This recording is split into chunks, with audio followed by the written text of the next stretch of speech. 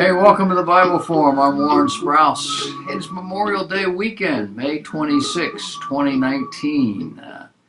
We got a lot of things going on that are celebratory this weekend, but there's some other issues, some news, some things that are happening that I think you need to know about. It helps you to clarify, to understand the kinds of things that are going on in this world.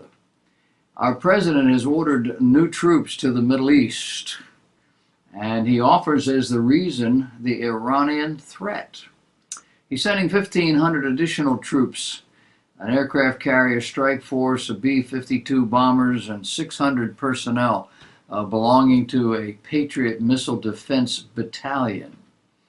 Why? The military believes that Iran may attack U.S. assets. Why they would do that is beyond me. It's usually cat and mouse. It's usually a test. What is this president like? What's the United States like now under that leadership? Will they defend themselves? Will they respond? Or will they just give us more aid? Iran has already attacked commercial vessels in the Persian Gulf. Iran calls what we're doing aggression. Trump calls it protecting our interests abroad, not to mention our allies in the region. Excuse me. Over in Berlin, Germany's government commissioner on anti-Semitism has warned Jews about the potential dangers of wearing the traditional kippah cap. You know, that's the thing they wear, as they say, in the face of rising anti-Jewish attacks, declaring, quote, "I cannot advise Jews to wear the kippah everywhere all the time in Germany," said Felix Klein. In issuing the warning, he said that he had, quote, "alas, changed my mind on the subject compared to previously," end of quote. Klein, whose post was created this year, called the lifting of inhibitions and the uncouthness which was on the rise in their society as factors behind the rising incidence in anti-Semitism. The internet, the social media have largely contributed to all of this, but so have the constant attacks against our culture of remembrance. Over in Germany, they have a history with Jews. You might have heard about it, you might have read about it. But Jews are persona non grata in most of the world.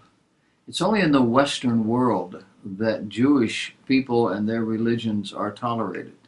Everywhere else they are seen as the enemy. In some cases it's overt, in some cases it's not so overt, but it is always there. And it's not a political thing. It's not even a social thing. It's a religious thing. Israel represents God on this planet. And they'll tell you they do. And people just can't take God.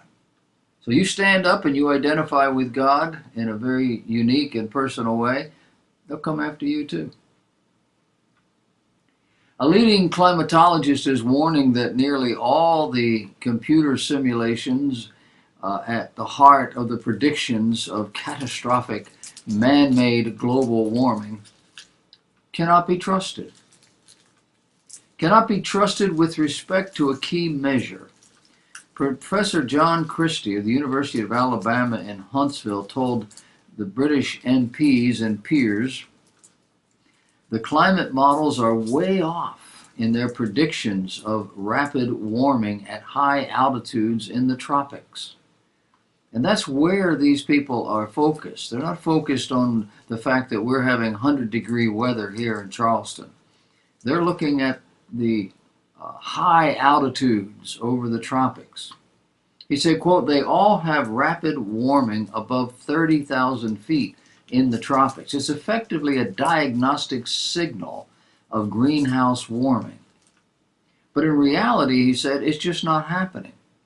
Oh, it's warming up there, but at only about a third the rate predicted by the models."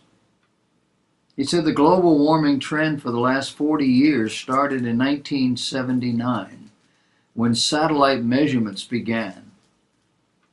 They recorded 0.13 centimeters per decade, not centimeters, centigrade, a plus 0.13 centigrade per decade, or about half what the climate models are predicting. Christie said a similar discrepancy between empirical measurements and computer predictions has been confirmed at the global level.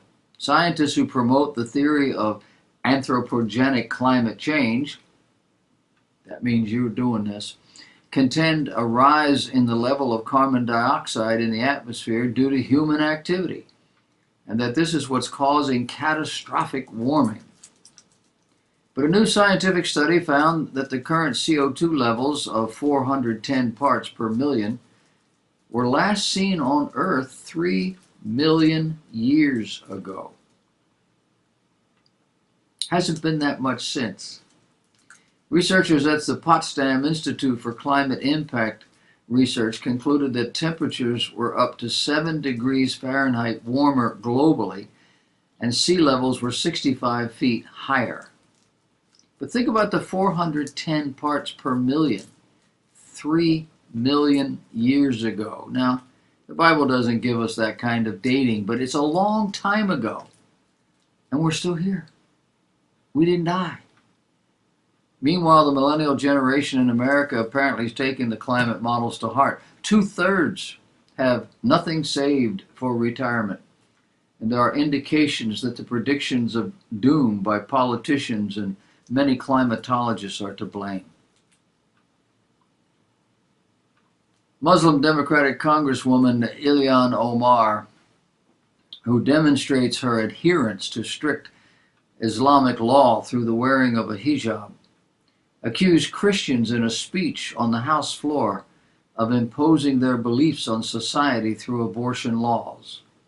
I call this the pot calling the kettle black. Talking about the new laws in Alabama and other states, she said religious fundamentalists are currently trying to manipulate state laws in order to impose their beliefs on an entire society. They're not manipulating state laws, sweetheart. They're changing them. The new laws, she says, are efforts to criminalize women for simply existing. No, it's to protect children. She said it's to punish us when we won't conform to their attempts to control us. No, it's basic biology. She went on to say, but because it's happening here with the support of ultra-conservative religious right, we call it religious freedom. She says she's frustrated every single time she hears people speaking about their faith. The Gateway pundit pointed out it was Omar who had Congress change its rules so she could wear her Muslim hijab to work.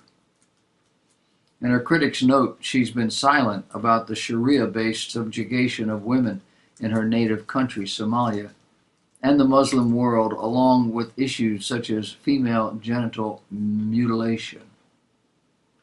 What's with that? This stuff is just so obvious, it's like the nose on your face. But we apparently have a significant number of people in our population, young adults primarily, educated in our state schools for the last 50 years, who eat this up, believe it wholeheartedly, don't even look beyond the curtain. You've been following the story of film producer Harvey Weinstein. It's a gruesome story. It's salacious on every level. But he's been hit with dozens of civil suits involving sexual assault accusations from women in the United States and the United Kingdom and Canada, things that date back nearly 30 years. But this week we heard that there has been a settlement made in this issue with a number of women who come forward and sued him, a $44 million settlement. And that should impress Harvey, don't you think? He has to pay up $44 million. They were asking for 60-something. got it down to 44. But what we're told in the fine print is that 44 million will come from insurance companies, not from Weinstein. $30 million of the settlement is set to go to the accusers, Weinstein's former employees, and studio creditors. The other 14 million would be paid to associates of Weinstein, some of whom are co-defendants in the civil suits. However, according to the New York Times, the 44 million settlement is going to be covered by insurance policies. Do you have an insurance policy to cover your behavior, your salacious, immoral behavior? The proposed sum is less than half of what was initially discussed last year between an investor group that was interested in buying assets of the Weinstein Company and Eric Schneiderman, who was then New York's Attorney General. That proposed deal fell apart at the last minute, but it included a victims fund worth up to $90 million. Now, Harvey's still facing multiple rape charges, trials set for September. And of course, he's pleaded not guilty to one charge of first-degree rape, one count of third-degree rape, and one count of a criminal sexual act. His attorney says Mr. Weinstein has denied these allegations. He enjoys the presumption of innocence and vigorously denies the charges. He intends to fight them. I hope we don't hear about it. There's a stretch of road in progressive Los Angeles, California. It's about 60 feet long or so. It's in largely an industrial area, a lot of warehousing and other kinds of industrial buildings in that area. And there are a series of tents, lean-tos, and other indications that people are living there. Now, we've come to call places like this Skid Row. Remember, that was a New York thing. And we call it that since these folks seem to have slid into this lifestyle for a number of reasons. But the city of Los Angeles allows the people to live there and to live this way. California is probably the most liberal state in the union, and they do next to nothing to stop this stuff. What they do, however, is to periodically clean up the area. They come in with front-end loaders and dump trucks, and they scoop everything up. In a short period of time, however, the situation returns, as they always do. But what's interesting here is that in this one particular stretch of roadway, in the middle of this industrial park, several of the businesses there are being run up and down that street. So what the city is learning is that these businesses pay the squatters to remove their trash, the business trash, and to mix it in with that of the squatters. And voila, the city picks up their trash for free. Is that Yankee ingenuity? Or is that immorality on about 5 different levels? And why does the city tolerate this? Here in Charleston, South Carolina, we had a bunch of squatters, people in tents, living underneath the bridge down by the river. And about a year or so ago, they ran them off. They passed the law and they went in there and they said, you can't do that. It was a park. It was a place people come to enjoy the sights, to picnic and whatever. And these people were set up their tents and they're living under the bridge. Why don't they do that in these other areas? Los Angeles, Chicago, New York, other big cities. Inquiring minds want to know. According to a new CBS News poll, a majority of Americans want the Democrats to move on. Move on from their numerous investigations of President Trump and of the Russian election interference. 44% of Americans polled said they want the investigations to continue. 53% say they want the Democrats to move on. In most cases, when statistics come up and the percentages are presented and the positive percentage is greater than the negative and so forth, we call that, the will of the people. But not today, not in this situation. This is political theater, and we're going to ride this pony right into the sunset. Are you paying attention? If you look around and you watch a little closely to what's going on in our world, you see that it is settling back into its old patterns. Western civilization is dominated by the United States of America. And the United States is once again setting the agenda. While Europe, another aspect of Western civilization, is limping along, trying not to seem too vested in what the U.S. is doing, but not being so openly critical that they don't get their share of the pie. European nations are on the verge of financial collapse. They won't tell you that, the media won't tell you that, but with the exception of Germany, the rest of them are struggling big time. The East is coming together under China's leadership, with the exception of Japan and perhaps the Philippines. The Muslim world is somewhat fragmented, but would quickly come together if the West, meaning the United States, were to make an aggressive move against anything Islamic.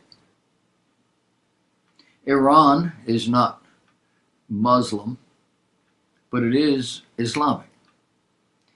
And the enemy of my enemy is my friend. And that leaves Russia, the spoiler in all of this.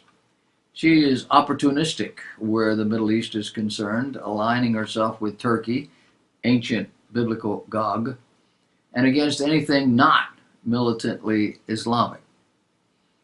The Pope's recent comments last week indicate his desire for power. Speaking before members of the Pontifical Academy, he said, quote, "When a supranational common good is clearly identified, it is necessary to have a special authority legally and concordantly constituted capable of facilitating its implementation." Pretty fancy words. He went on to rebuke the trend of nationalism among individual countries and the many tensions that he says come from an excessive demand for sovereignty on the part of the states. The Pope also said individual countries can no longer look out for their own people by themselves due to globalization. He was pushing the idea of a supranational entity, several of them, at the conference. The supranational union is defined as a type of multinational political union where negotiated power is delegated to an authority by governments of member states. The term is sometimes used to describe the European Union, according to Wikipedia. For instance, a group of nations could strengthen their cooperation by connecting certain functions and services to intergovernmental institutions that manage their common interests, the Pope said. And when a supranational common good is clearly identified, it is necessary to have a special authority that is legally and concordantly constituted and capable of facilitating its implementation. All that from the Pope. What's he saying? He is espousing a social philosophy. He is pointing to the problems within the social systems around the world, and then suggesting the only way he can see to control it. And that is to vest a number of these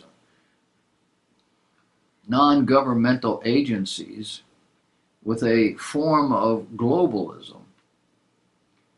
A globalism with he and folks like him no doubt governing. Can you say 666? I mean, it's the same philosophy. It's just on steroids. It's a philosophy of controlling the world, with the exception of Russia and China, perhaps. But getting control of the world through religious systems. Watch it. It's coming to a city, a state, a country near you. Any day now. You can hear the trumpet. Okay.